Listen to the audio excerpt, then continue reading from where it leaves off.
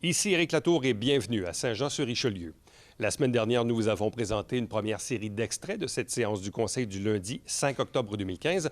On poursuit dans quelques instants avec d'autres sujets qui ont été abordés, c'est-à-dire la grille du frêne, une problématique. Doit-on abattre les arbres, utiliser des insecticides? Bref, la question a été soulevée, mais également, on est revenu sur ce projet qui a fait la une du Canada français au cours de l'été, ce projet d'île flottante sur le Richelieu.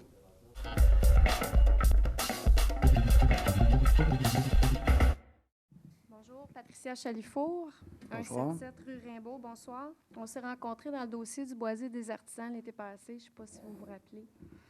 Moi, ce soir, je suis venue en fait vous poser des questions parce que tout près de chez moi, dans le carrefour Douglas, il semble se passer des projets entre le IGA, le marché IGA et le centre Gertrude Lafrance. Oui. Alors moi, j'aimerais savoir, c'est quoi ce projet? Et qui est le promoteur? C'est ce qui est en train de se construire. Il y a deux choses qui sont en train de se construire. C'est la clinique GMF qui est en train de se construire. Puis proche du IGA, il y a un restaurant AEW qui est en train de se construire.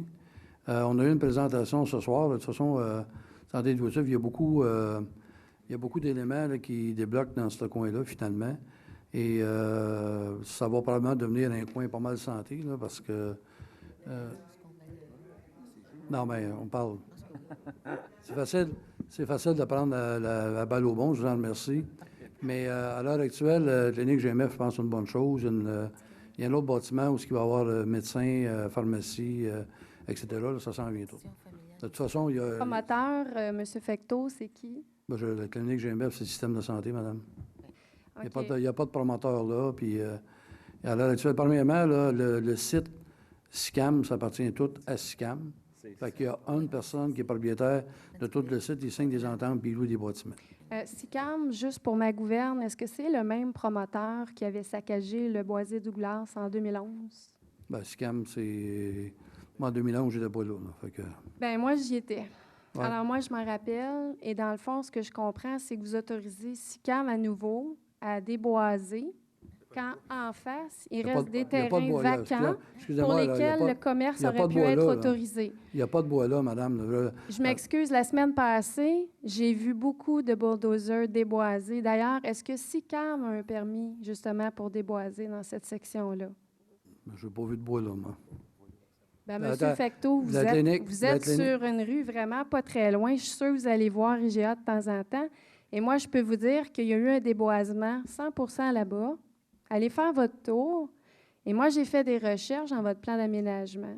Puis ce que je peux vous dire, c'est qu'on a fait des recherches dans vos rôles de taxation et dans l'index des immeubles.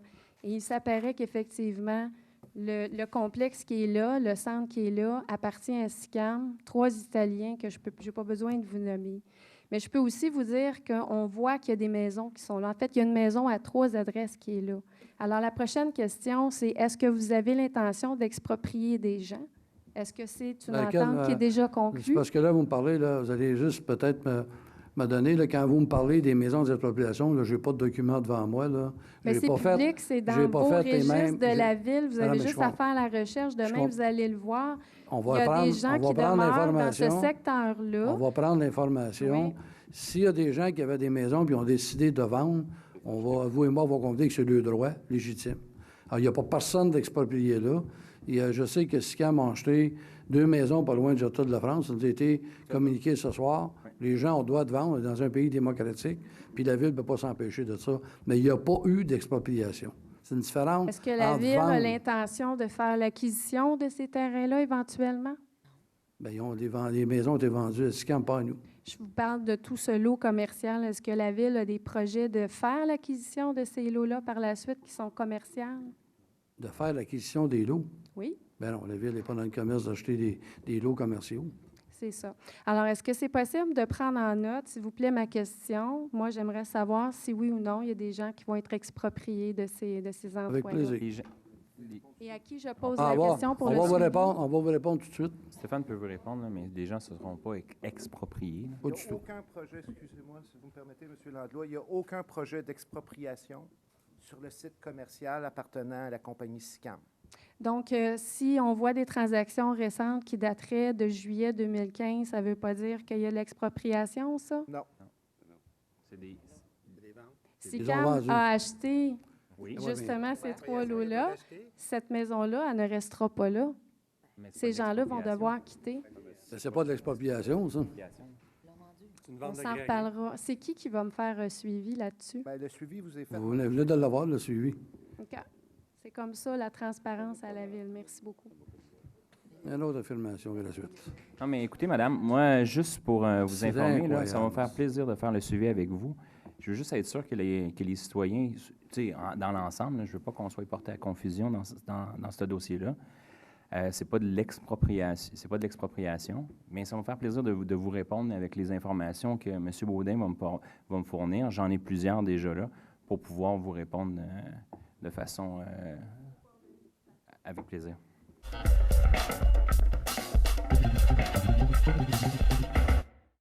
Bonjour, Jocelyn Bourdon, président du syndicat d'École Blanc de la ville de Saint-Jean-sur-Richelieu. Bonsoir, M. Bourdon. Bonjour. Bonsoir. Et résident de la Dynamique Rue Julien Baudriot dans le secteur M. Larivière, que je salue personnellement. Juste en passant, là, on attend notre parc depuis 2002, là, sur la rue Bella. On espère l'avoir bientôt. M. Fecteau, j'imagine que vous savez pourquoi je suis ici aujourd'hui. Ben oui, monsieur. Ben oui, j'imagine que M. Picard vous a appelé, parce qu'il m'a appelé cet après-midi pour s'enquérir de mes questions. M. Picard? Non. Non? Non, mais je suis capable de faire un, ça fait 2. Un pour moi, c'est ça. Okay. Dans le fond, je viens ici pour vous parler du pacte fiscal qui a été proposé par le gouvernement Couillard. Oui. Et il y a une partie du pacte fiscal qui attire mon attention, c'est le pouvoir de décréter les conditions de travail des employés municipaux. Oui. Dans le fond, mes questions vont être assez simples. Je veux savoir, premièrement, si vous avez voté contre. Je veux savoir... Bien, première des choses, M. Bourdon, c'est, à l'heure actuelle, le pacte fiscal ne comprenait pas juste cet item-là. Ce que je vais vous répondre à ça, dernièrement, on vient de signer une convention collective avec nos employés, dont vous faites partie.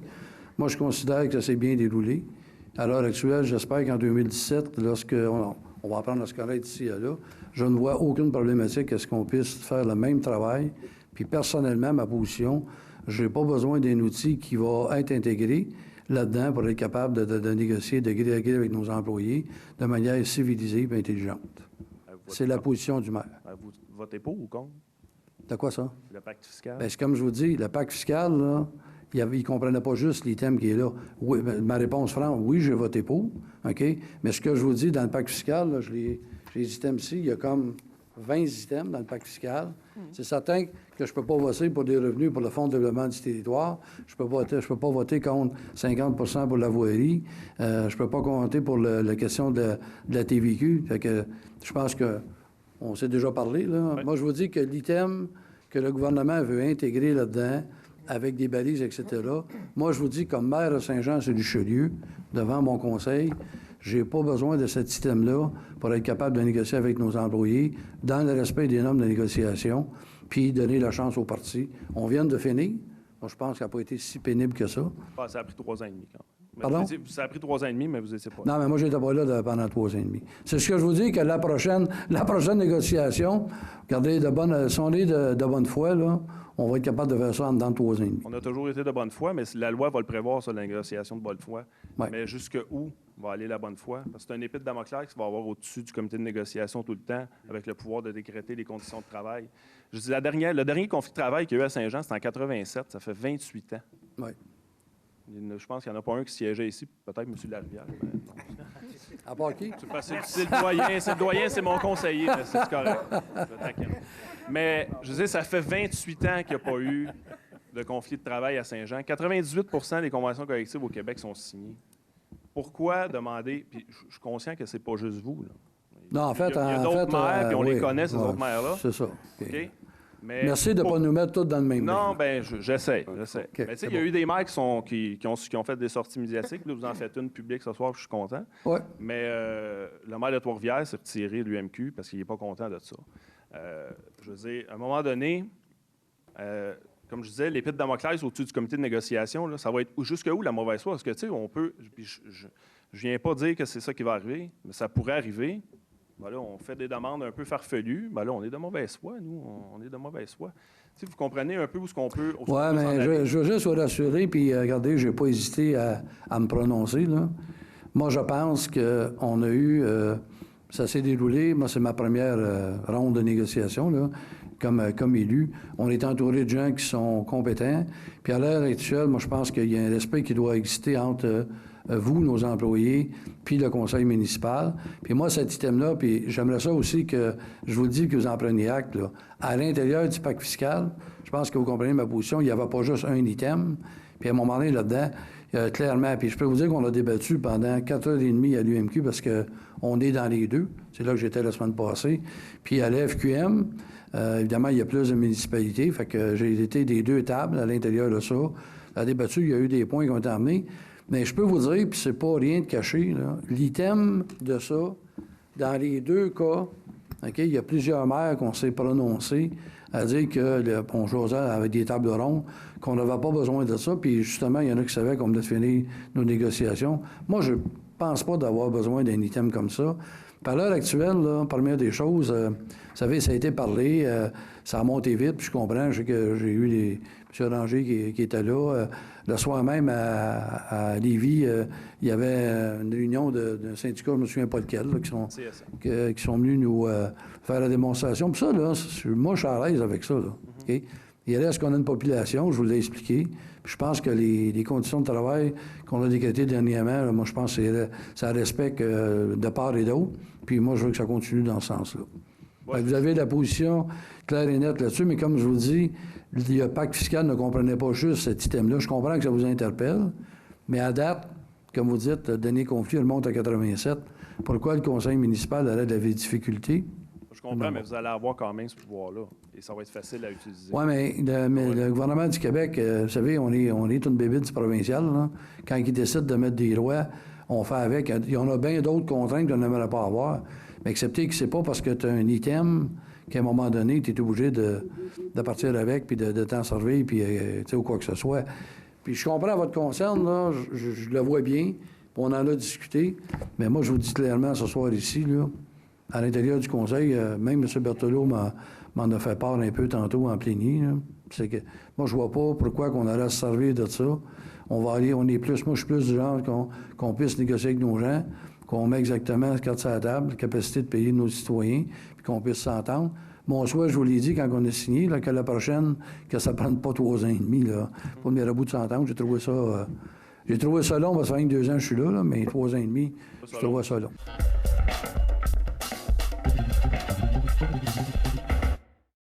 Bonsoir à tous. Maxime Tremblay de la rue Godette.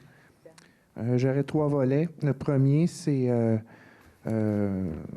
quelque chose que j'ai lu dans le Canada français dans l'édition du 1er octobre. Donc, la Ville s'apprête à couper 500 frênes parce que, bon, on pense qu'ils vont tous mourir.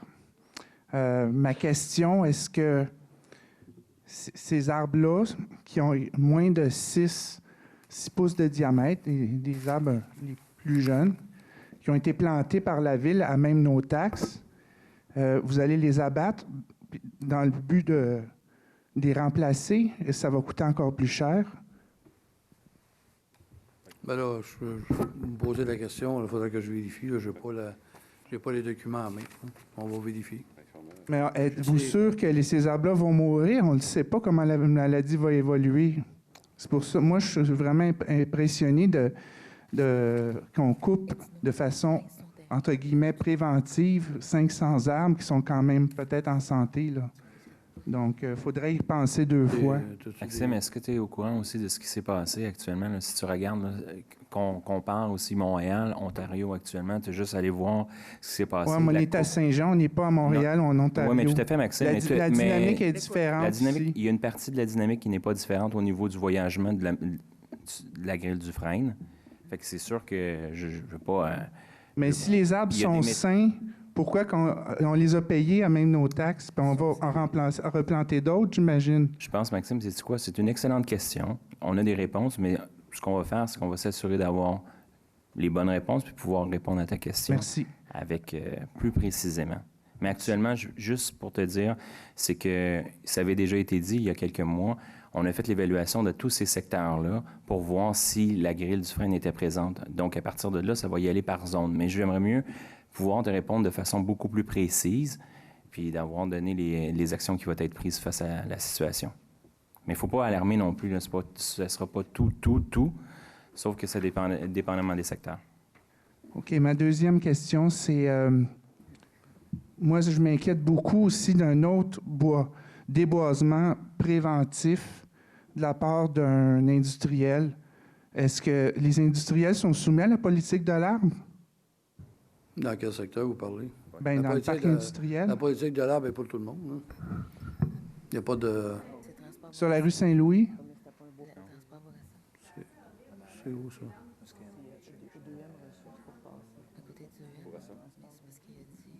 C'est où? En arrière de 2M Ressources. Bien, moi, c'est parce que ma préoccupation, c'est que j'ai lu ça encore dans le Canada français il y a quelques semaines, c'est que l'industriel veut simplement couper des arbres parce qu'il a peur d'être réglementé, mais il n'y a pas de projet. Donc, si chaque industriel pense comme ça, il n'y aura plus un seul arbre dans le parc industriel. Ça n'a aucun sens. Ça n'a aucun sens. Ça va être un désert. Ça va être un désert, le parc industriel. C'est déjà assez désertique, merci. Il devrait y avoir des projets de reboisement dans le parc industriel. OK, mon troisième volet, c'est le règlement 1394. Je m'inquiète beaucoup de cette nouvelle appellation de milieu humide d'intérêt. Je me dis, est-ce qu'on va commencer à dilapider des milieux humides d'intérêt à Saint-Jean? On les compte, il n'y en a presque pas. C'est ma question.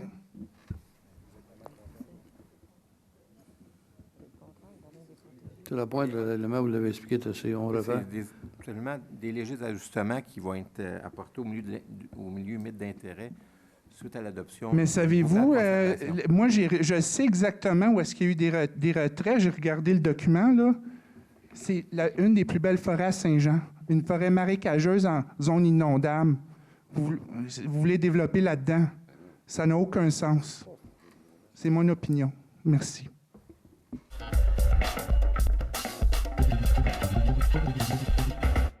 Monsieur Fecteau, ma deuxième question concerne le projet que vous avez présenté en grande pompe dans les médias, votre projet d'île flottante. On a appris dans le journal que vous avez négocié pendant 2 mois avec le Beach Club Pointe-Calumet. Complètement ma question, faux. C'est... Complètement faux. Ma question... Complètement faux. Ma question est, monsieur le maire... Complètement faux. Mais laisse-moi terminer, monsieur le maire. Non, mais je ne vais pas terminer parce que vous dites que j'ai négocié pendant 2 mois. Il y a eu c'est écrit dans le journal, là, à moins que vous remettez en doute l'intégralité du journaliste. Dans le cas du Beach Club, effectivement, je n'ai pas négocié pendant 2 mois. Je n'ai jamais dit que j'avais négocié pendant 2 mois. Si on l'écrit, excusez-moi, moi, pas cette fois, non, on est dans le champ. Ma question, c'est avant d'entreprendre des discussions avec le Beach Club, peu importe le délai que vous avez discuté, est-ce que vous avez été voir leur site Internet? Monsieur Laplante, première des choses, là, je vous invite, d'ailleurs, vous êtes très actifs sur les médias sociaux, là. La seule question qu'il y a eu, il n'y a vraiment eu de négociation. Je ne me souviens pas si c'était un samedi ou un dimanche.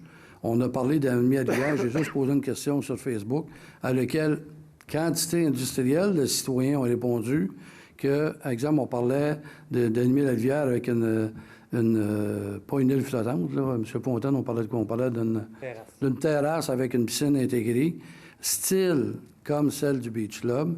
Et là, ça s'est parti. Et vous savez, M. Laplante, les réseaux sociaux de Beach Club, là, c'est pas de ma faute, ils sont très populaires. Puis si les gens commencent à parler, ils se sont fait des illusions. Alors, à partir de ce moment-là, là, c'est une question simple, comme j'en pose régulièrement à mes citoyens. Puis à partir de là, c'est parti. La presse a fait un article, possibilité du Beach Club à Saint-Jean, mais il n'y a jamais eu de négociation. Ce que je peux vous dire, je prends M. Baudin à témoin, il y a eu une rencontre ici, à l'Hôtel de Ville, qui a duré 1 heure, OK, à savoir si on pourrait être intéressé, et ça se limite à ça. Monsieur Fecteau, j'ai cru lire dans le journal que vous trouviez que c'était une excellente idée.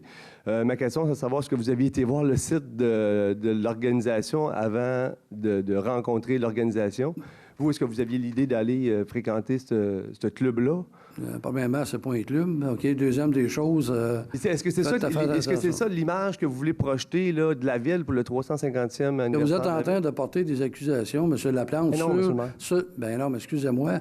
Vous êtes en train de porter des accusations selon le niveau du Beach Club et les propriétaires du Beach Club.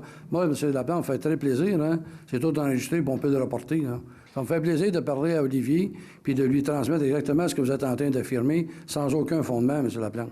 M. Fecteau, pendant votre absence, plaisir, le conseiller Berthelot a déclaré « On est heureux au Conseil d'avoir un journal pour nous informer. » Donc, vous avez présenté ce projet-là sans parler aux membres du Conseil. Comment pouvez-vous discuter avec une organisation ça n'était pas un sans projet. Même avoir parlé du projet? Ce n'était pas un projet, M. Laplante.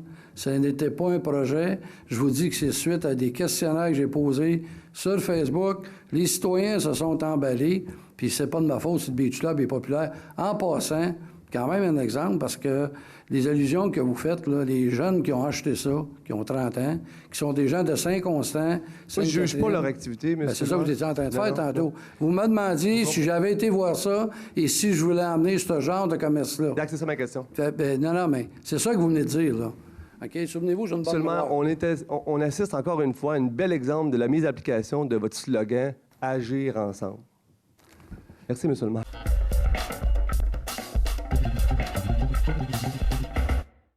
Premièrement, j'aimerais souligner la stabilisation des berges au parc Goyette. C'est une bonne nouvelle parce que depuis plusieurs années, les berges s'éradaient. J'en avais parlé au début de l'année passée. Quand on y allait, on pouvait voir que la berge était mangée des fois 3, 4, jusqu'à 5 pieds. Avec l'eau, quand ça devient juste gazonné, puis l'eau commence à s'infiltrer en dessous, les berges viennent à s'effondrer, puis elles mangent. Fait qu'en solidifiant les berges avec des arbustes, ça va donner un bon coup de main pour maintenir le parc Goyette en place sans qu'on en perde trop à long terme. L'autre point que j'aimerais amener, c'est le point que Maxime a amené tantôt pour la grille du frein. Effectivement, Maxime, il y a 3 solutions, puis il y a 3 visions. Une des solutions qu'il nous avait proposées, c'était l'abattage préventif, en disant que, en enlevant tous les petits arbres, ça va coûter moins cher qu'enlever les gros arbres, parce que les petits arbres sont plus faciles à enlever qu'enlever les gros arbres. Il y a les traitements aux insecticides que tu connais, puis il y a aussi la loi de la nature que certains prônent. Moi, je prône un peu ça en disant qu'en laissant le temps aller, systématiquement, d'ici une couple d'années, la grille du frein va se faire des ennemis, puis va se faire des prédateurs. Un peu comme qu'on voit souvent dans les champs, qu'on a des insectes qui n'existent pas ou des nouvelles technologies qui vont être créées. Fait que je dois t'avouer que moi, là-dessus, je prône exactement la même chose que toi. Je n'étais pas systématique à dire de tout abattre. C'est sûr que c'est un couteau à 2 tranchants. Peut-être que dans 20 ans, on va avoir fait une erreur. C'est peut-être qu'on aurait dû abattre pour limiter. Mais surtout, de plus en plus, on voit que des villes comme Montréal ont trouvé des solutions alternatives, soit à vendre pour faire des meubles, puis au lieu de payer pour se débarrasser des gros arbres, ils reçoivent une redevance, puis il y a des artisans qui achètent pour faire des arbres, pour faire des meubles, parce que c'est quand même des arbres, une fois qu'ils sont infectés, qui sont encore bons pour la vente de bois ou pour l'artisanat. Fait que c'est sûr, si on arrive à trouver des solutions alternatives là-dessus, on serait peut-être mieux de les conserver puis d'y aller non systématique. Peut-être un arbre... Non, quand je parle d'y aller d'un arbre de 6 pouces, c'est de ne pas les abattre, c'est de les conserver. Moi, comme je te dis, je prône la conservation puis laisser un peu la nature aller. De toute façon, il va falloir des places refuges, un peu comme dans le maïs, il faut que tu aies des plants refuges. Si tu enlèves tous les arbres, veux pas, tu vas contaminer plus les arbres qui vont rester dans ma vision d'agriculteur. Tu vas juste contaminer plus les arbres qui restent. Fait que là-dessus, je prône exactement la même vision que toi, de conserver les arbres puis de laisser un peu la nature faire.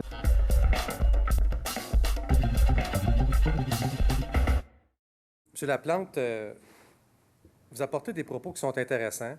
Nous avons vu l'émission qui joue à Canal Z sur les propriétaires du Beach Club. M. le maire, par exemple, quand on regarde cette émission-là, on réalise finalement que la jeunesse, on a déjà peut-être été jeunes, mais notre jeunesse, ça roule pas mal, peut-être plus fort que dans notre temps, je ne sais pas.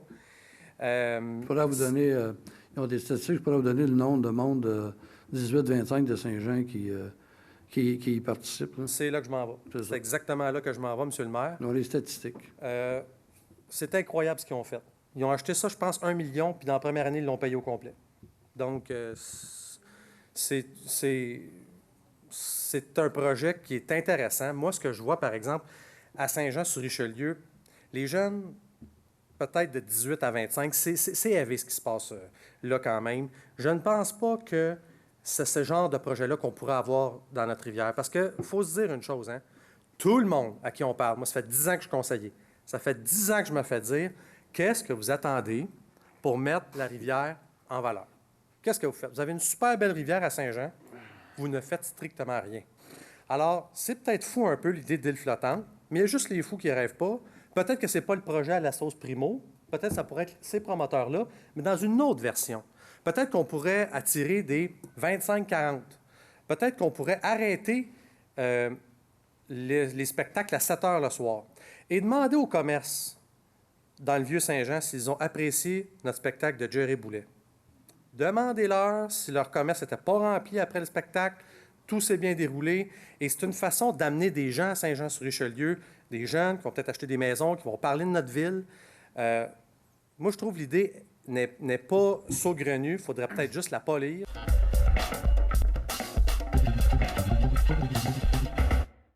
Je veux juste réitérer, parce que je suis d'accord avec Maxime sur tout l'ensemble des visions de choses, mais je veux juste faire attention sur lorsqu'on amène des points en disant que Montréal fait ci, Montréal fait ça. J'amène les gens à relire le règlement de type de gestion des freins dans le domaine privé et public, la stratégie métropolitaine de la lutte contre l'argile du frein qui a été émis en octobre 2014, qui dit bien l'obligation d'abattre ou de traiter des freins qui se trouvent dans l'intérieur d'un périmètre intense. Où est-ce que c'est intense? C'est juste à relire ça, parce qu'actuellement, on dise que Montréal ne fait pas ça. Je veux dire, la CMM le fait au complet, et ça a été fait en 2014. C'est quelque chose qu'il faut faire attention actuellement, mais il y a plusieurs autres méthodes à revoir. Puis ça va me faire plaisir, Maxime. Premièrement, vous êtes invité au comité d'environnement. Là. Je veux dire, il y a un groupe du mouvement que vous êtes invité. Ça va nous faire plaisir si vous avez des idées qui sont là.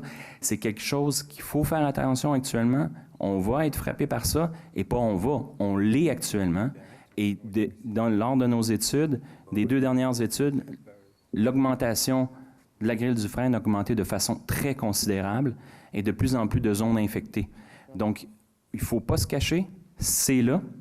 Ça va arriver, et il va falloir prendre toutes les méthodes pour justement s'assurer que le peu de couvert qui nous reste, on vient de faire un moratoire sur un lit boisé à 6 %, mais il va falloir regarder, voir pour en perdre le moins possible. Donc, c'est les insecticides, mais peut-être que dans certains cas, c'est l'abattage, et dans d'autres cas, c'est d'attendre certains milieux naturels. Donc, je voulais juste réitérer ce point-là, parce que c'est juste pour pas qu'on se désenligne et qu'on dise que la CMM fait toutes sortes de choses.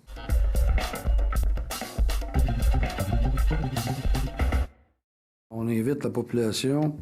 Le 13 octobre, c'est le lancement de la programmation des fêtes du 350e.